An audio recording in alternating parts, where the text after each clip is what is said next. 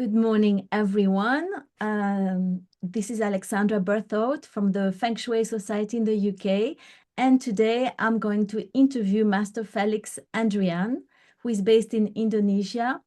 And he has a lot of to share with us, not only in Feng Shui in general, but in particular through his experience and mastering of architectural design and the Feng Shui principles that he integrates in urban and design architecture. I can't wait to introduce him to you and learn more about what are the aspects of Feng Shui that he incorporates in his daily life and in his professional life and teaching. Welcome, Master Felix Andrian. Hello, Alexandra. And first, I'd love to hear about your journey in Feng Shui. How did you start with Feng Shui? Is it something that is part of how you grew up in your family, or is it something that you stumbled on, you discovered through your studies? What was the trigger? Okay, I just want to thank you first for inviting me to this session. I'm very happy to be here and to have the chance to meet and connect with new friends in Feng Shui Society. Yeah, my name is Felix Andrian and I am from Indonesia. Yeah, it all began when I still studying architecture at university. Yeah, one day we had a sharing session with some senior alumni who were already working in architectural industry. Among all the stories they shared, there was one statement that really struck me. One of them said that no matter how good our design in architects, there is one profession that can override all our hard work in just a few minutes. The Feng Shui masters. Yeah, they can completely rearrange a month of architectural planning. Yeah, our design suddenly becomes strange, loses its concept, and the owner will fully obey the Feng Shui master without questioning anything. Yeah, hearing that made me very curious. I want to understand what Feng Shui actually is and why this knowledge could dramatically change a well-designed building into something odd. Yeah, at the same time, I often heard stories about conflict between architects and Feng Shui masters. Yeah, Yes. that curiosity become the starting point of my journey. I want to learn Feng Shui properly, understand it deeply, and hopefully bridge the gap between architecture and feng shui. And from a practical point of view, what do you think were the changes of or the influence of Feng Shui in architectural design in your work? Yeah, in the for me, the most practical aspect of feng shui is the yin and yang principle. Yeah, unfortunately, this principle is often underestimated, especially by beginners who feels that it is too simple compared to complex method like maybe landform school, compass school, water formula. Yeah, I can say this because from my own experience, when Yes. I first learned from my grandmasters, I remember thinking, yeah, yin and yang. I already know this. Yin is dark, yang is bright. Yeah, soft versus strong, calm versus active. And interestingly, years later, yeah, when I began teaching, my students showed the exact same attitude. So yes, karma does exist. But in reality, yin and yang are the root of all Chinese metaphysics. It appears in every formula, and what makes it very practical is when you apply certain yin and yang principle correctly, the effects are often felt immediately without waiting for a long-term result. Can you share with us an example or an experience with that? Yeah, yeah. A simple example when, for example, when you selecting a bedroom, many beginners immediately look for a room with a good formula, maybe a good mountain star formula. That is not wrong, but Yeah, they even, yeah, but sometimes we forget to observe whether that room is located in quiet area or not, in yin area or not. right. Yeah, bedroom requires a stillness. If the external environment is too young, the formula may not work effectively. Correct. To show how yin and yang can be felt instantly, just imagine Hmm. you are trying to meditate in a quiet or a dim area or a cool area, cool Yes, room. yes, Then compare it with meditating in a crowd, maybe a bar or a cafe with loud music, yes. flashing light. I don't. The difference is immediately you can feel it. Yeah. And it's come purely from yin and yang principles without any complicated formula actually. So you're saying sometimes we forget the basics, and we have to take that into consideration as the main principles in a way. Yeah, yeah, yeah. Because yeah, just like I told you before that yin and yang is too simple. Sometimes Yes. people think Yeah. it's too simple. Yeah, I want to skip the the Yes. principle. Just where's the formula? Where is the something that I have to learn something complicated, something like that. Yeah. Yes. So in your teachings, because I know that you lecture at the university in Mhm. Indonesia, do you spend more time, let's say, than average on these principles? Because it seems like you're quite drawn to these principles, and you want to make sure that this is applied correctly. Yeah, in my teaching actually, I'm in university. I teach only architecture, Okay. not the feng shui, because the feng shui is different. Yeah, because the sometimes the university also don't trust what is feng shui. Feng shui is not science. They tell feng shui Okay. is not science. So we cannot teach in university actually. Yeah. Yeah. Okay. All Mhm. right. Um, and so, but do you teach Feng Shui elsewhere, or is it that you apply the Feng Shui principles to your architectural design? Yeah, I teach feng shui, and of course I applied in my daily life, in my work. In my daily life, I work as an architect, so I designing buildings Yes. while integrating feng shui into the design process. Okay. Yeah, over the years, I've realized that the conflict between the architects and the feng shui masters is not unnecessary. I have been able to combine the both principle harmoniously, Yes. and the result shows that the clients are happy. Many return with the new projects. Some recommend me to their friends, and several of my design have received award from Architectural Association. So to me, this proves that building with feng shui yeah, doesn't need to look Environment. strange or compromise. The Yes. key is understanding how and when to combine the process. Whether feng shui should come first or whether the architecture should lead. Yeah, So yeah, which way?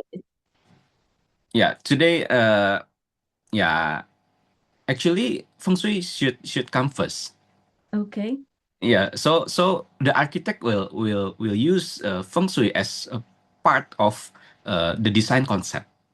Right. So sometimes why your design is become strange, become odd, become something unusual. That is Hmm. because the design process is already already there, and Yes. you already argument with your clients, and then uh, the design is finished after that, and then the feng shui masters came and Yes. just said, oh, you cannot put your door over there. You cannot put the windows Yes. over there. So everything will be changed, and sometimes the feng shui masters is also don't understand about architecture. So they Yes. just, oh, the formula said the door, you cannot put the door here. Yes. You have to put over maybe in the north or maybe in the south. But they don't realize if they change the door, the position of the door, it will change the whole design. You know, Right. because the architect is already think about the concept, think about the flow of activity. So Yes. everything is become ruined. So that's why the design is become weird. And yes.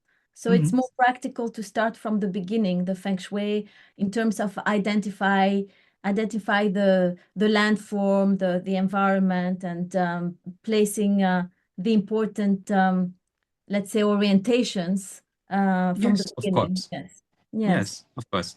So the feng shui is become the constraint of the design.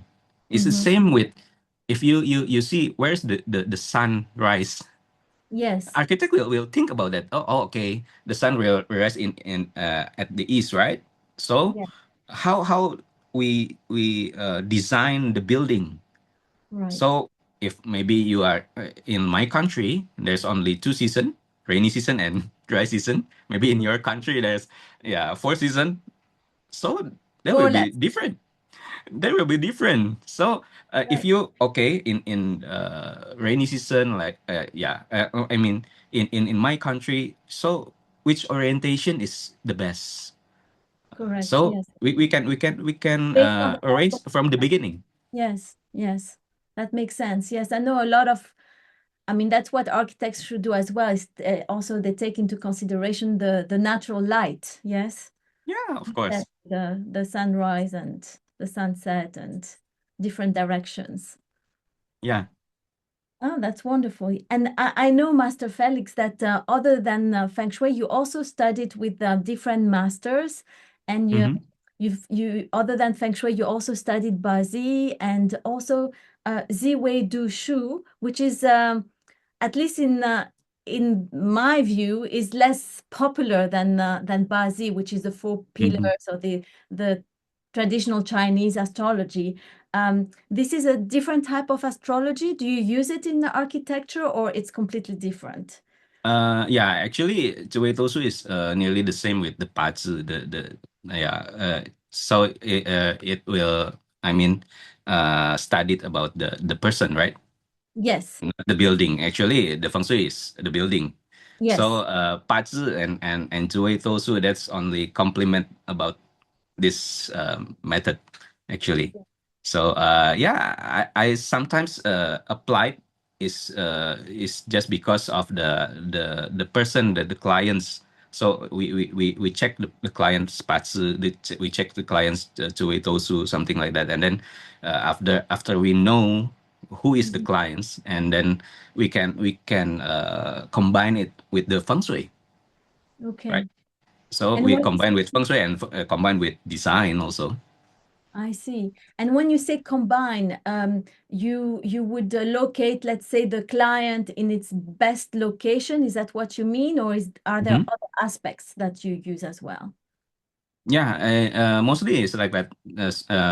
When the client's parts, for example, he needs some elements, and then we can apply it in feng shui, right? Yes. We can search which part of the building is maybe he need fires, and then where's the fire elements, and how to combine something like that. Okay. All right. Mhm. Any real life examples that you can share with us? Yeah, actually, I can share with you, but maybe in this interview a little bit limited. So Of course. maybe we can yeah, do it in maybe Yes, in webinar. yes, Yeah. yes, exactly. We'll have that. Okay. I So understand. I can explain with more visualization, like yeah, the With picture, yes, yeah, how that case study, and then yeah, we can uh, since yeah, perhaps for those example, yeah, we can see how the design and the feng shui can work together. yes, that's great. Mhm. Um, and from what I understand, you mostly work, you use Feng Shui for business purposes more than homes, or you do that as well, Oh yeah, yeah. Uh-huh. Yeah, for business, yeah. mostly Sometimes business. we Yeah. no, yeah. Sometimes in business, sometimes in residential. Okay. Uh-huh. And then that's why I uh started it with exploring the like yin and yang of the area, something like that. And then you can locate which is the best area for this business, for example. Yeah, Yes. if you can uh, know first which like for the business is this business is yin or yang business, I and then see. Okay. which part of the maybe for the in the city, which part of the city is best for it. If this business is young business, maybe we can search the I mean the areas Yeah, that I understand. also young. Okay. Uh, What is a young business versus, and what is a yin business? for example, like this young business is like entertainment. Yeah, Okay. if you put the entertainment business in the very quiet area, I think nobody will come.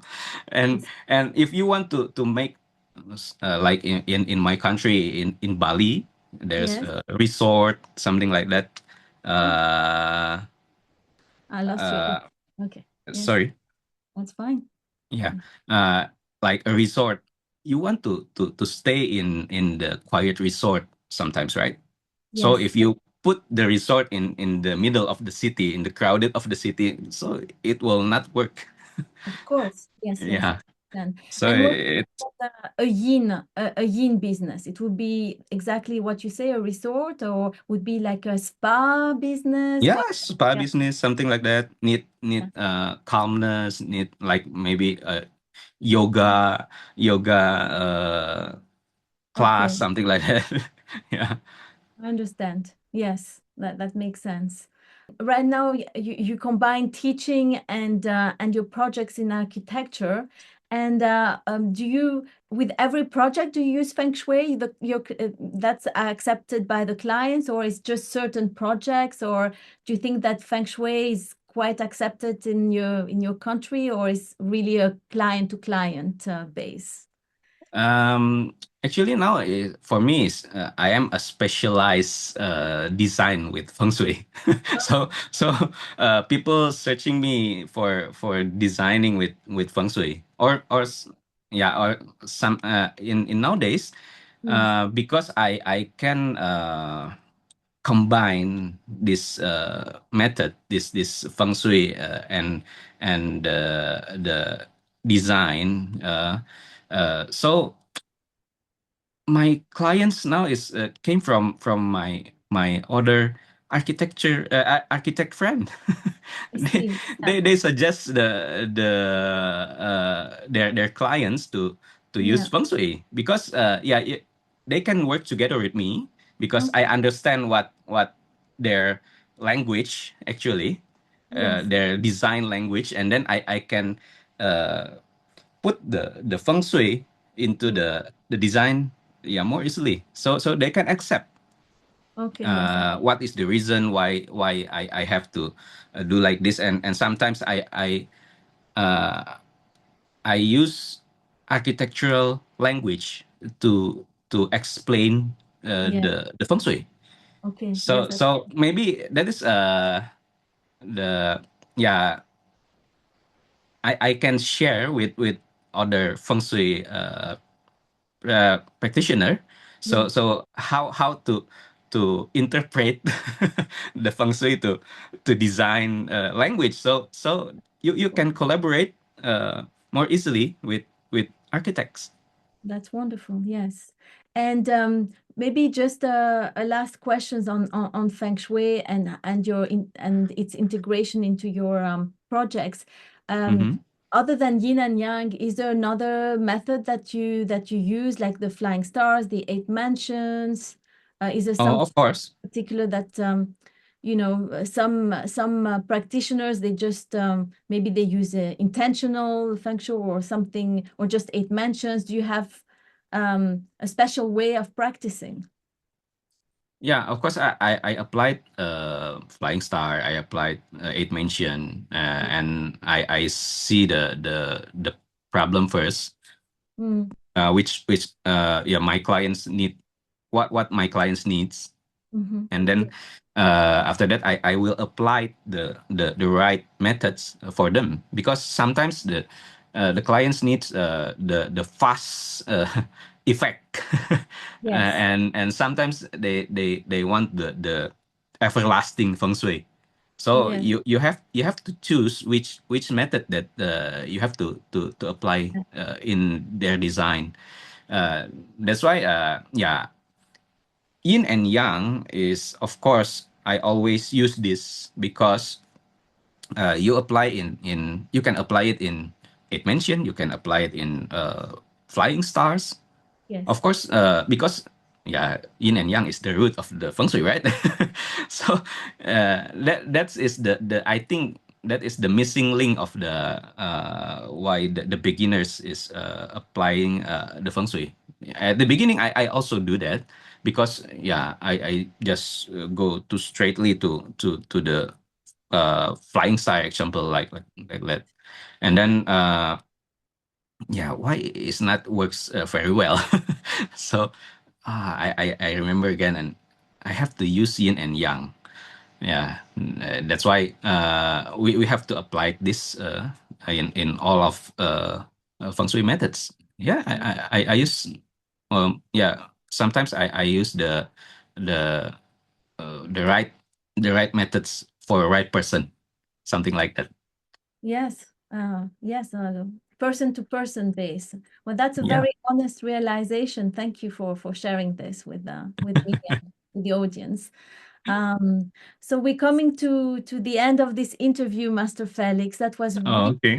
nice talking to you and knowing and learning about your feng shui and architectural projects, and how you approach your projects, and your philosophy, more Okay. importantly, of how you work.